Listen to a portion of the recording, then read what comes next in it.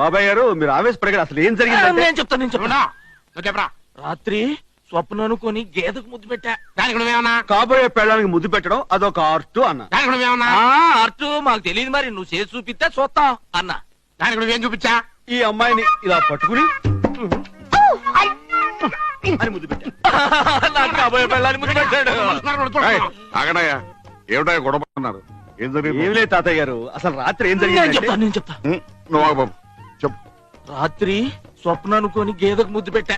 నువ్వేమన్నావు? కాబోయే పెళ్ళానికి ముద్దు పెట్టడం అదొక ఆర్ట్ అన్న.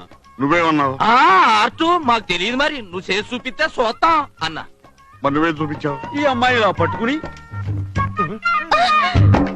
అని ముద్దు పెట్టా. మళ్ళీ నాకు కాబోయే పెళ్ళాన్ని ముద్దు పెట్టాడు.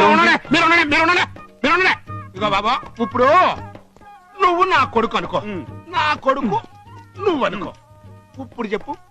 రాత్రి స్వప్న అనుకుని గేదెకి ముద్దు పెట్టా. దానికి నువ్వేమన్నా? కాబోయే పెళ్ళానికి ముద్దు పెట్టడం ఒక ఆర్ట్ అన్న. దానికి నువ్వేమన్నా?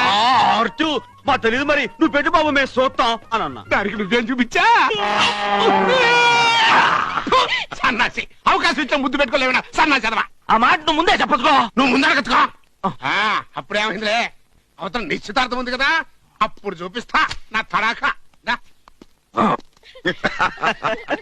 బాబు, వాళ్ళు రెడీ అయిపోయారు, మరి నువ్వు రెడీ? దేనికి? నిశ్చితార్థం చెడుకుంటానికి.